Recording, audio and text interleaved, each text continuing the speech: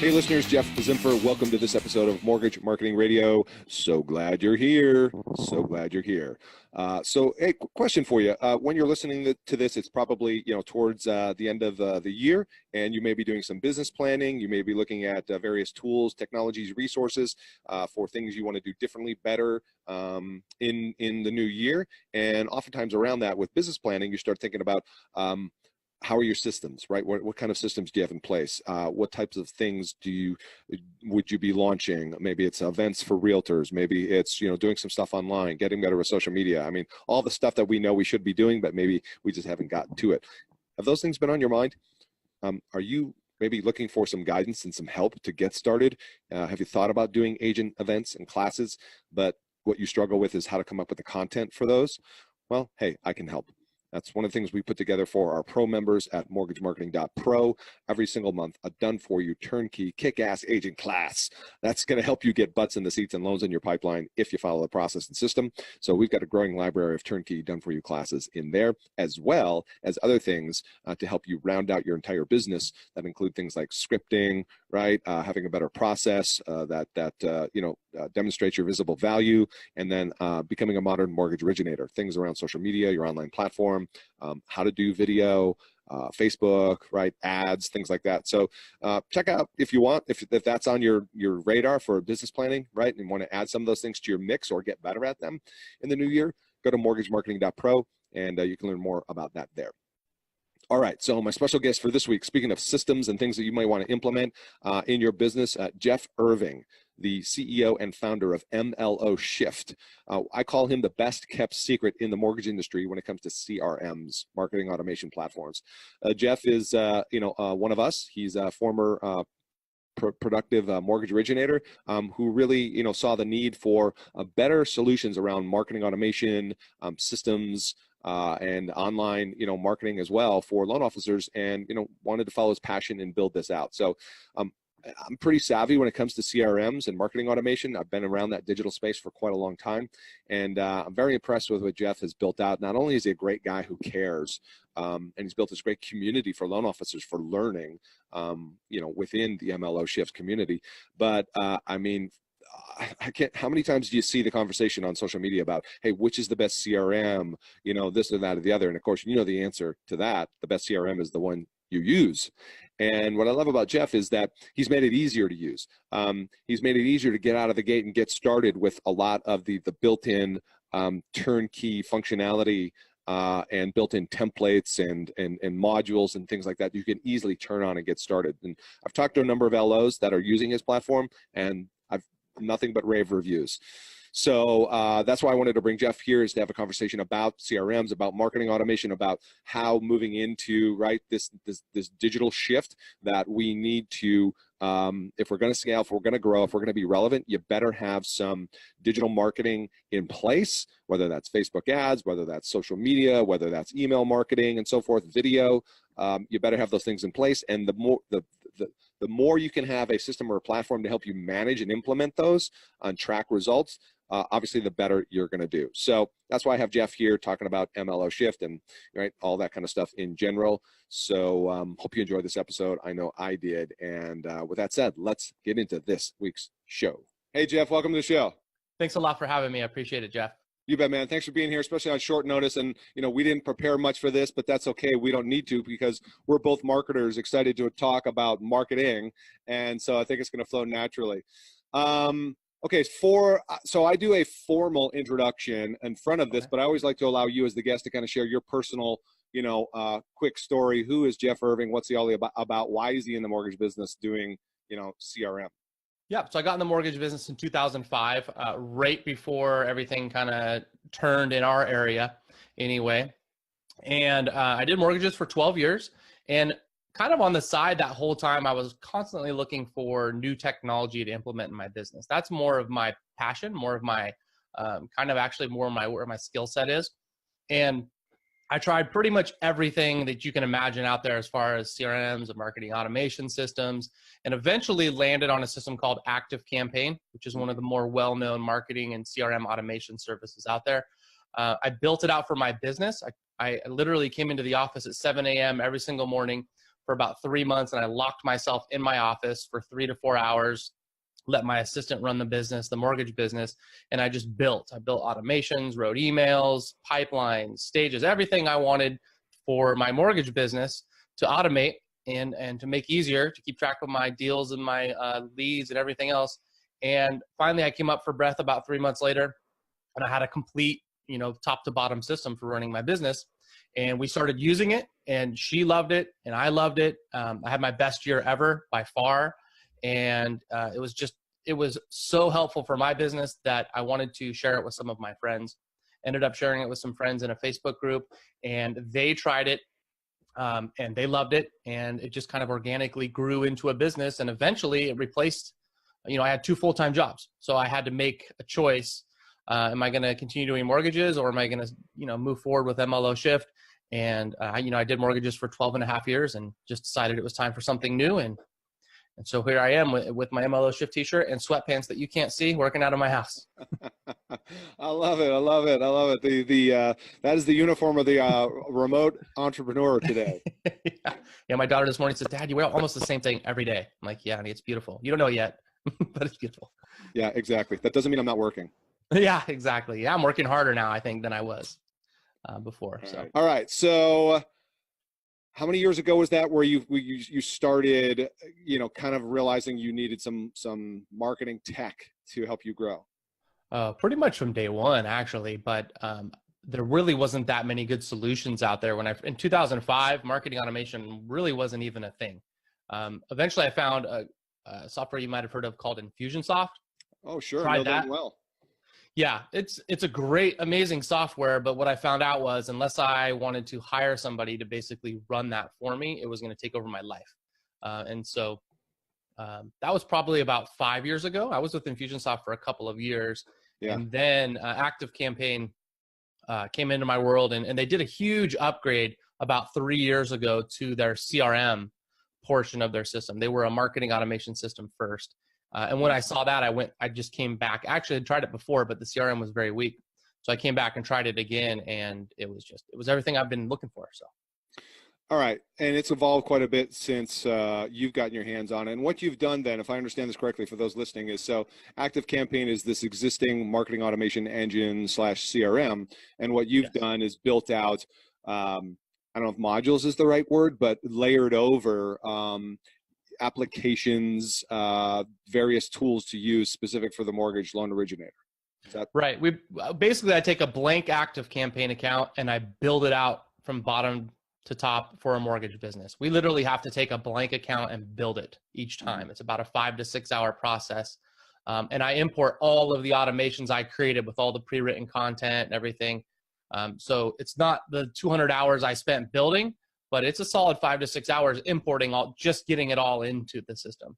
So by the time we're done, it's got, loan pipeline, lead pipelines, all the automation and everything that you would need for a mortgage business. And then what's so super cool about Active Campaign is that if you're somebody who's into this and kind of likes the automation and stuff, it's a completely open system. So I have a lot of members who are just creating some crazy automations and, realtor relationship tracking pipelines with automated follow-up sequences and thank you cards. And yeah, that's probably my favorite thing is the customizability of the system. You're not trapped, with the CRM that they hand to you. It's so flexible that as you learn the system, you can really make it do pretty much anything that pops into your head. There's almost always a way to do it. So that's number one, my favorite thing. Yeah, that's good. It gives you a lot of flexibility and kind of lateral movement for customization. Okay, for those listening, loan officers right now, I can't tell you how many times I'm in Facebook groups and I see people posting, "Hey, which CRM do you use?" And I'm sure you see them all the time. You're probably so tired of it. And of course, the answer probably as well as I do. The answer to that is the one you use. Exactly. Yeah, absolutely. So I'm always curious about that when talking about CRMs. What makes yours easier to use or more, more user friendly than maybe some others out there? Because as you know, that's it's usually the onboarding that's the biggest obstacle. Yes, absolutely. Yeah. And that was my biggest obstacle when I first started actually turning this into a business. And it was the learning curve. A lot of systems you actually have to go in and set up yourself. I won't name names, but probably some people can think of some mortgage systems I'm talking about that are really powerful, but you have to go in and create all the automations from scratch. So that's actually the biggest benefit of what we've done is it's just a huge shortcut. You know, it's a 3 months and 200 or so hours of building, and then plus the 2 years since then, the things I've added on. So it's just a monster shortcut. And then when I had some members having a little bit of a tough time getting started, I went back and I tried to find a way to basically hold their hand to get them going, because it's all about momentum and creating new habits. The system itself is actually very user friendly and easy to learn. It's more about the mental game of the mortgage person coming in. Are they committed to using systems and processes in their business, and can we get them in the habit of doing it? So I created a quick start course, and there's a dozen videos in there that walks you through, or walks new members through, you know, the basic steps, how to look at an automation, how to edit one, how to import a contact, how to, you know, we have, if you can envision like vertical pipelines and you click and drag the deal from stage to stage, how to do that, you know, all the basic system, you know, things they need to learn right off the bat. So within, and they're very short to the point videos. So within a couple hours, if they watch those videos, and I can always tell who's watched those by the questions I get. and if they've watched those videos, you know, I would say in the first week, someone is in there running their deals through, milestone automations going out. And within the first about 3 to 4 weeks, anyone who's actually in there and using it, I'll get an email or a Facebook post, and they'll say, wow, man, I just realized how powerful and amazing this system is. It's when you get in there and start to see what it can do, and you interact with the other members and stuff, and then it just clicks. And then there's some people who sign up and they never log in, and 6 months later they cancel. And you know, that's always going to be the case whenever we have a service. Yes. No matter what it is. I mean, the gym membership is the classic example. Yeah. Yes. Yeah, and so you and I have a mutual friend, Andrew Pollack from Lead Pops, and after you and I talked originally about a week ago, I spoke to him afterwards, and he gave you a glowing shout out. He said, favorite CRM out there. Awesome. That was nice of him to say. And that's an unpaid endorsement there. Yeah, they actually have someone using the system on kind of a project they're doing. So. Oh, is that right? Very cool. Yeah. So why do you think? I'm looking. I keep looking at your website here, and I'm scrolling through the different, you know, things you do within your CRM, and it's just like so much. I'll save that question for after this. The first part of the question is, why do you think in today's world, right, we're moving into 2019, there's a lot of noise and competition in the market, and we know the classic situation, LOs don't do a great job typically of staying in touch with past clients. Right. LOs more and more and I'm kind of teeing this up, I know, but LOs need to become a modern originator and have a presence online and have the ability to maybe self-gen leads, capture, nurture. So why do you think today, moving forward, right, with that setup, why is it so important that somebody has a marketing tool, right, to manage relationships and manage leads and things like that? Well, I mean, as you said, there's more and more things that we have to do for our job. You know, a mortgage professional 20 years ago was coffee, donuts, you know, some meetings, a couple phone calls. Now there's so many more things. The guidelines are more difficult.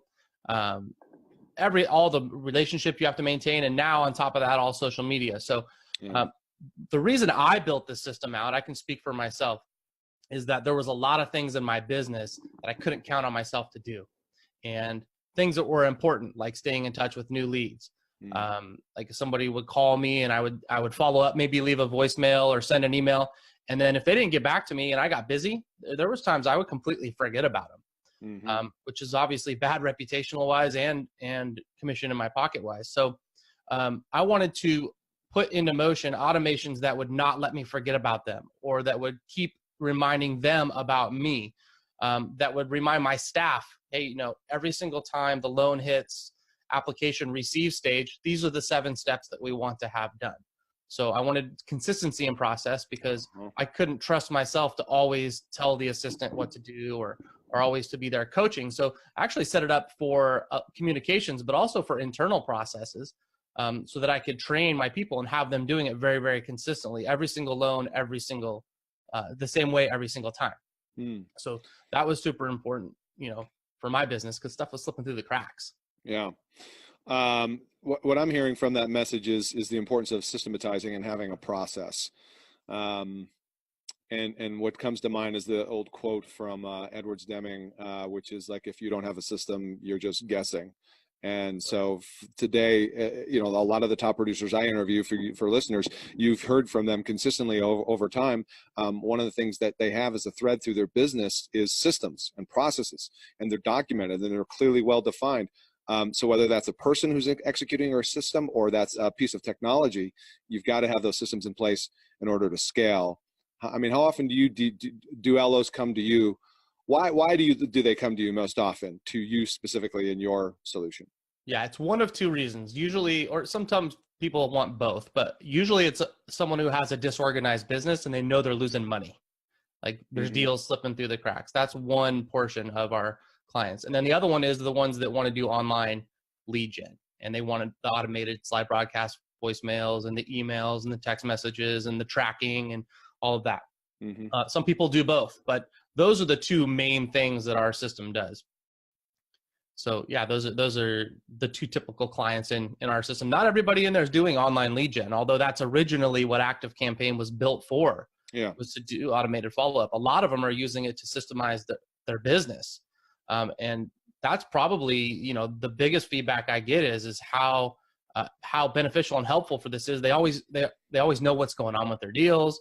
They always know where everything's at. They always know that the right things are going to get done at the right stages, and that peace of mind for somebody. I learned this from a kind of a mentor of mine named James Wedmore. I don't know if you've ever heard of him, but yeah. He says you have to slow down to grow, which is so counterintuitive. People will come to me and say, I don't have time to implement a system like this. So, well, the reason you don't have time is because you have not implemented a system like this. You don't have the systems and processes to free up your time. Right. And so that's huge. I think even before online lead gen, which is probably the strongest point of the system, is getting those systems and processes in place so you can grow your business.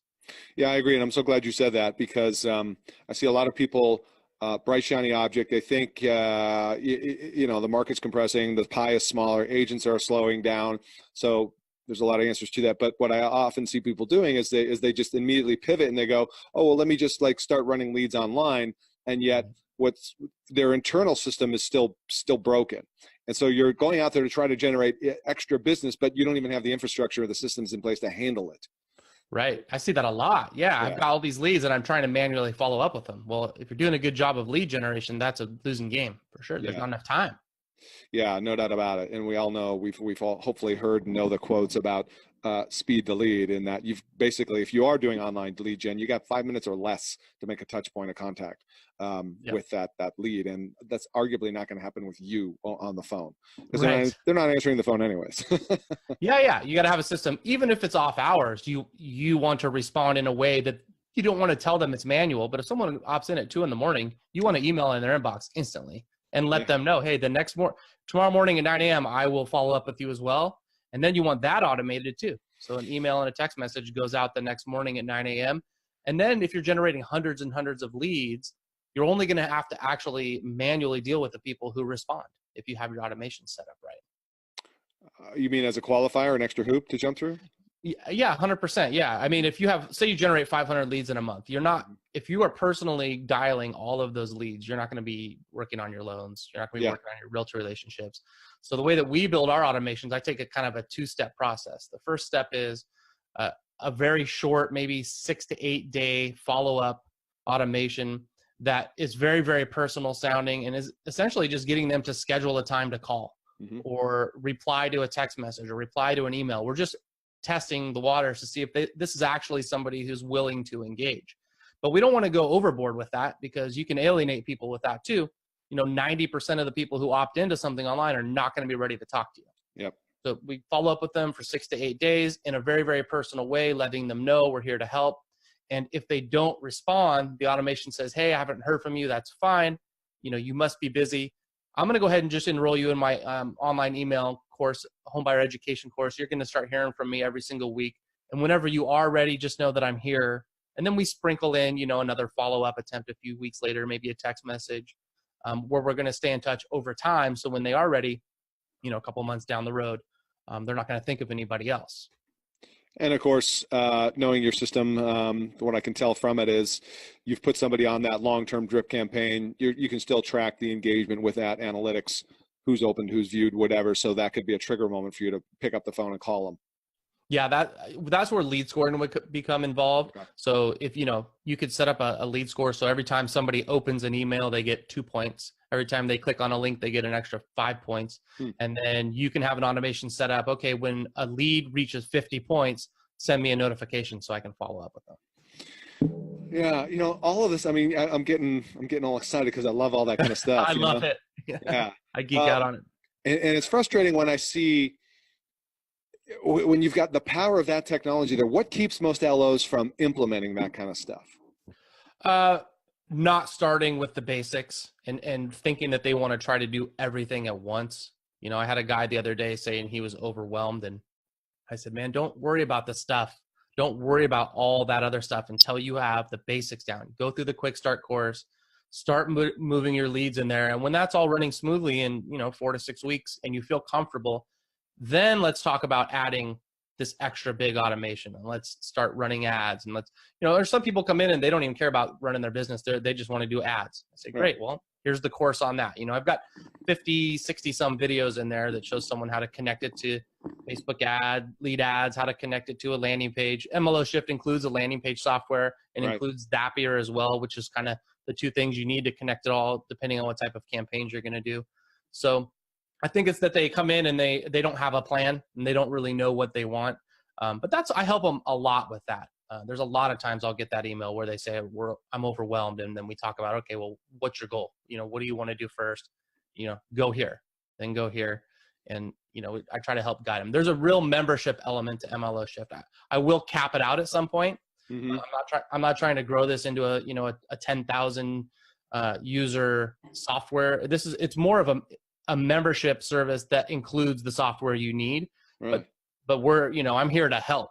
I'm not here to just give someone software. I actually want to help them use it and implement it and grow it in their business. Very cool. Oh, that's an interesting concept, by the way, and kind of surprising from a software company. Yeah, well, I didn't develop the software. I just learned how to use it better than most people, and I learned how to. You developed a lot of the add-ons. Yeah, I did. I built it. I learned how to use the software pretty much. So everything I'm looking at here in terms of the marketing automation, the leads and loan management, all that was just functionality you just added on top of ActiveCampaign? It's what ActiveCampaign can do, but you have to build the system. So it's all most of it's built inside the system. So I went and created an automation. Some of it requires an integration with outside services, and that's where Zapier comes in and Convertry and that kind of stuff too. So Yeah, by the way, Convertry, I know you and I talked about that last time. So it's the landing page tool that you have that's built in there. And there's a ton of landing page solutions out there. I've looked at like all of them, some good, some not so good, some overpriced.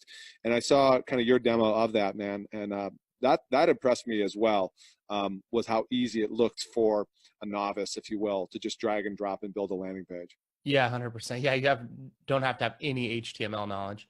And their landing pages are super fast. That was really important to me as well.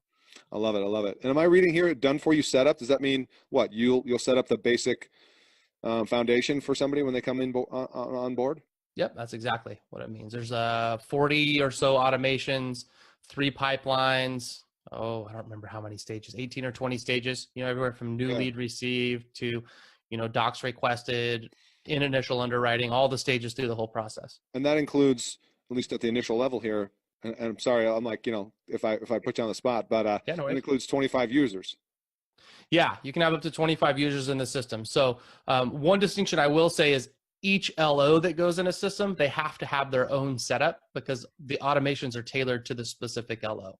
So it's not like it's not an enterprise solution. I have branches that'll come to me sometimes. Not how I built it. It's not what it was intended for. The 25 users would be for like a team. Yeah. And then what I actually had in my system, I'm no longer originating, but I actually had real estate agents in there. Mm-hmm. And I would create automations, and I even created like a pipeline so they could manage their leads. And there's ways to set up user group permissions so they can't see your stuff, but they can use your system. So there's a real value add there Mm-hmm. to provide some things for your agents that they're not going to do on their own. Yeah, and I think I had asked you that once before, perhaps, but in terms of realtors and leads, let's say you are running ads on Facebook, and you've got 6 realtors you're working with and running ads with them each Yeah. separately. You can kind of have silos with them, and they can get notified as leads come in. Yeah, 100%. Yep. Yeah, Cool. you can tag them. You can send email notifications. I had a couple realtors set up with their own Sly broadcast account and their own texting, so that the messages were coming from the agent, and I was just co-branded on the emails. And then, of course, they knew any leads that came through those campaigns were mine if they wanted to keep using the system. So there's a real leverage there in that relationship, because if they start to become reliant upon you to, reversely, we used to be reliant upon agents for everything. But if they start to become reliant on you to feed their family some meals, it really evens out that relationship in a way. I didn't like the disequity in that relationship. Yeah. I didn't like having to kiss ass all the time. Sorry, I don't know. You can edit that out if you don't. Go for I it. didn't like it. I'm not an ass kisser. I don't kiss ass for members. I don't kiss ass for clients. I do everything I can for people, but if I'm being treated poorly, like a lot of real estate agents treat that relationship, I used to just move on. And eventually I realized I wanted to flip that relationship to where, they had to respect it, because they were relying on me to a certain degree. And it really changed the game for me a lot. What is, I'm looking at a couple of automations that you've got in here. Lead and loan tasks. Uh-huh. Highlight those. What are those? So that's the consistency in process. There's certain things that you want to happen at every single time at a certain stage. So like milestones? Yeah. So there's milestones. Yeah. So my favorite one is when the client docs come in Uh-huh. and you slide the deal from one stage to the client docs stage, and an email goes out to the support staff with a whole list of what to look for. Are there any cash deposits? If so, you need to document it with this, this, and this. And I've actually had new LOs who didn't have experience in the industry come in and they told me, hey, I didn't, these are training me. And it wasn't my intention. I was just trying to, get my system down. But they're like, this is so helpful. It's training me on what I need to look for at certain stages and what I need to do. I actually did a survey of about 40 high-level LOs when I first started. And I asked them to all share with me their best practices at each stage in the lead and loan process. And then I put it all together and kind of, went in and edited, and there was some crossover. And then I took all of those tasks and I put it in the system. Oh, really? Wow. Yeah. That's cool. Best practices stuff. Yeah. Yeah. It was super. They were doing things I never even thought of. So it was really helpful. And it turns out a lot of people like that. What is subscribe by SMS? So somebody can send a text message in and it'll reply back and say, send me your email address and subscribe to a list. So like, say you're doing a realtor class and you want them to subscribe to your list, and you're going to send them a checklist or something. You can give them the number and a short code, and they text the number in, and it sends them back a text, collects their email, and then sends them the lead magnet. This also includes this would replace the Outlook calendaring. It doesn't have a calendar built into it, actually. Ooh, I gotcha. Yeah. It's nice because I didn't build the system. Right. So, I get to throw that back on Active Campaign. That's one thing I'd love to see in there. It does have really robust task management. Like, it's got a really nice task management system. And I have had members who want those things on their calendar, and it's just a simple zap. You just set up a zap. This happens in Active Campaign. I wanted to add it to my calendar. Oh, no big deal then. Yeah. I remember back in the day when I used to use Salesforce, though, I still ran both systems, Outlook and Salesforce. Yeah. I don't think this would replace whatever you're using for just your regular day-to-day email. You're still going to have that. Right. Yeah. Tell me about any integrations into LOS. None. None's nada. Nope. And is that an issue? Do you come up against that? It's just, there's a couple reasons. One is I'm not a developer. Two is the couple times that we have tried to get permission, it's like, we don't have thousands of users. Yep. And a company's not going to give us permission to attach to their LOS for 2 people in their whole company that use it. Yeah. And so and the other thing is when I had a system, previously when I was working, I had a CRM that was attached for automated milestone updates. So the underwriter would mark the loan approved and all the communications would go out. I found more often than not, I didn't like that because I didn't have control of when those would go out. And there was times where I was packing up to go camping, underwriter approved a loan, Friday at 3 o'clock. And now all of a sudden I'm getting phone calls and emails because all these milestone updates went out. And so I didn't like that much automation. I at least wanted to know when the automations are going out. So if a loan got approved, I could wait till I got back on Monday morning, trigger all that, and then be around to deal with it. Right. Absolutely. Very, very cool. I got to give a quick shout out because I'm on your webpage here, and I'm probably going to butcher his last name. John Giannatasio. Oh, I'm not sure. I'd have to look. Maybe I got that right. Yeah. But John, awesome. I forget in what. Yeah, nice Irish boy. What group we were in? I don't know if it was my group or somebody else's, but he was just giving you big props, and so that's kind of also what led to us coming together here. He's a huge fan of it. Awesome. What's coming next for you? Any things on the horizon for the new year? Yeah, couple things. I'm working on a real estate version.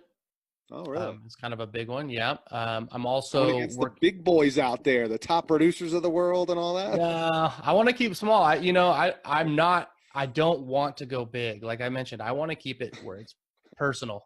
I want to know the name of every single member in my group. And after 300 or 400, that's the true labor of love then. I don't get, money is so secondary to me. It's not even funny. I took about a 60% pay cut when I quit the mortgage business. Yeah. As long as I have doing what you're doing. Yeah. And for years I chased the big house and the nice car, and I got that stuff, and I live in a pretty big house right now. And all I want to do is move to a smaller house. It's a lot to maintain, and it didn't make me happy. I got all the things I was going for, and it honestly didn't make me happy. And at some point, I just realized that the only way I'm going to be happy and content in life is to do things that satisfy me. I got to go from the inside out. And so I do the things I love. If I make good money in it, awesome. And I make good money now. We've got, a good membership, and I make a good living. And I definitely want to make a little more. I want to show my family the world. I want to travel. We're going to Portugal next summer, but it's not first. I don't care. It's just so secondary for me. Oh, I can relate, man. Trust me. For you listeners, this podcast, I've been doing it since 2016. And as a matter of fact, January of 2016, so a full 3 years. And it definitely isn't about, it's not like I get paid to do this. So right. It's a true labor of love. So I hope you guys, and by the way, if you're listening right now, that means you got to go leave me a review right now on iTunes or Stitcher or wherever you're listening to this. Yeah, at the least, right? This is a free podcast, 3 years of free labor of love. Free content here, bringing you the good stuff. All right, cool. So for those that want to check out more about MLO Shift, where would you recommend they go? The homepage is the best place to go, just mloshift.com. I didn't tell you I was going to do this, but I did a special coupon code for listeners of your podcast. Yeah, this is not available anywhere else. It's a 30% off upfront. Wow. The code is MM Radio. MM Radio, cool. MM Radio, yep. And if you go to the homepage, there's two main links you can click on at the top. The red button will take you to a training and a demo. Okay. That is, it talks about systematizing your business. So there's an actual training element to it, but then it also goes deep into how we do it and how our system works. And that's really the best place to check us out. And then if you have questions after that, you can reach back out. And I do every Tuesday and every Thursday, I do live Q&A calls for those who have watched that video first. I've done enough one-on-one demos. Yeah, I'll bet. Where do you do those calls? On a Zoom call. How do people get on that radar? I just started doing it a few weeks ago. In fact, I've got one this afternoon. So I haven't really promoted it yet. I will have links to that and stuff in the autoresponder when you opt into the training. I'll have that in too. And in fact, now that we've talked, I'll get that in today. Okay, cool. So for them to learn more, go to mloshift.com. And if they want to get started, you're going to give them 30% off the setup fee as a loyal listener of Mortgage Marketing Radio. Yes? Exclusive. And that is the code is MM Radio. I assume that's in the checkout as you're going through that. Very cool. That's correct. Yep. Awesome, man. Well, I can't thank you enough for, number one, really giving back to the mortgage industry, right? Because I can tell it's a labor of love. And I can really relate on that. So thank you for that. And thanks for the special offer for our listeners and for you being here today. Yeah, I appreciate the opportunity. Thanks for the invitation, man. You bet. And listeners, as always, thanks for tuning in and listening. If you like this episode, hey, leave us a little love out there wherever you're listening to this, where fine podcasts are provided.